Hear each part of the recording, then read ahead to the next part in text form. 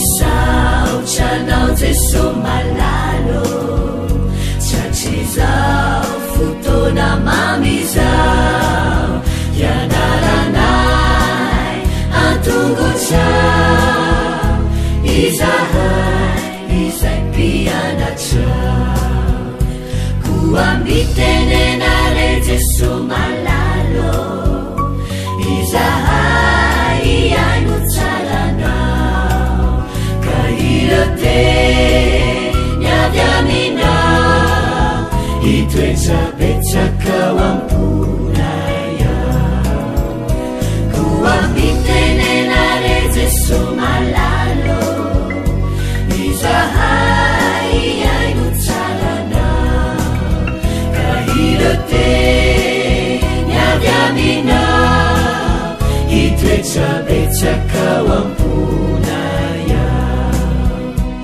irote niavy aminao itoetsapetsakao amponaya.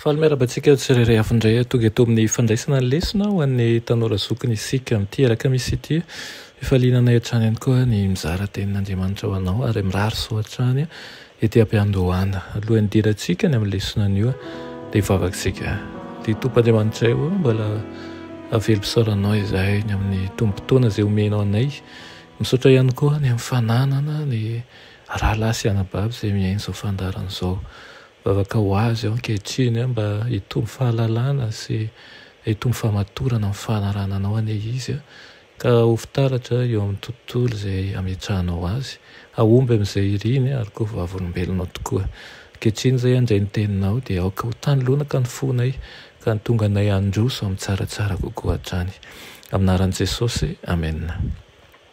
Lohateny lesona antsika androany dia manao hoe arena any an-danitra. Nyresaka ny fanaovany Abrahama sy ilay mpanan-karena fahiny dia saritsary ny zavatra ihany.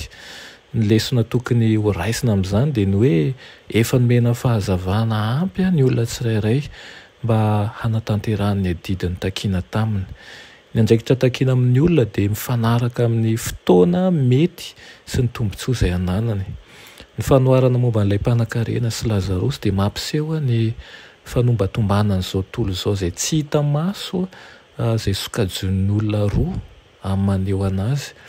Tsy fahotana ny fananan-karena raha fahamarinana tokoa ny nazahoana azy.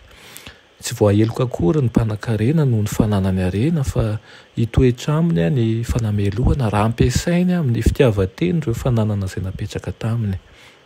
Ho tsara lavitra raha no tehirizina teo anelanelan'ny seza fiandrianan'Andriamanitra manko ny volany ka ampiasana hanaovan-tsoa. Tsy afaka hampahantra olona izay manoka tena hikatsaka ny harena mandrakizay toy izany ny fahafatesana. Nefa ny olona izay manangona harena ho an'ny tenany dia tsy afaka hitondra ninonina ho any an-danitra. Nasehony fa mpitahiry fananana tsy mahatoky izy. Nanara-po tamin'ny fananana izy nandritra ny fiainany nefa nanadidiny adidiny tamin'Andriamanitra. Tsy nametraka harena azo antoka tany an-danitra izy. Tsy azo atao ny hitondra vola any amin'ny fiainana ho avy. Tsy ilaina akory ary izany ihany fa ny asa tsara natao kosa teo amin'ny fahazahoana fanahoan'i Kristy no hanaraka antsika any amin'ilay lapa izay any an-danitra.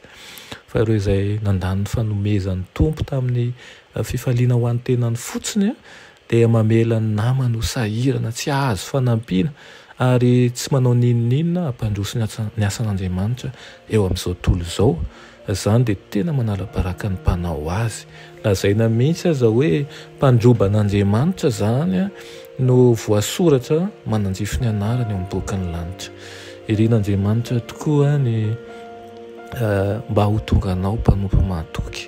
Tsy hoe ianao ilay mahantra io no tian'Andriamanitra tiany mba ho mahatoky amin'ny kely isika dia hoentiny mba hanapaka ny be ary mba hitombo fifaliana ho aminy. Afahantsika mizara ihany koa amin'ny hafa tsy ny fikatsahana harena akory no oloharan'ny mpiainana fa ny fiarahana amin'Andriamanitra.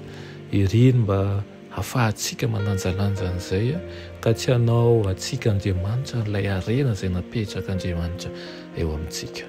Amen. Diranay tsara indrindra mbola misaotra anao izay ny amin'izany toromarika izany. Tompo ampianaro izahay mba hahitanjana andreo izay nasainao tandremanay. Ay atoky ihany koa na dia kely nomenao anay an'io, ay atoky ihany koa ny sasany izay nomenao be ahitantana azy.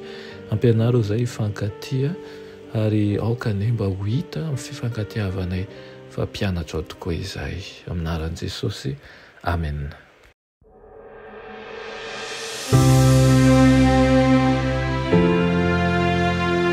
Mianatra eo an-tongotry Jesosy isan'andro.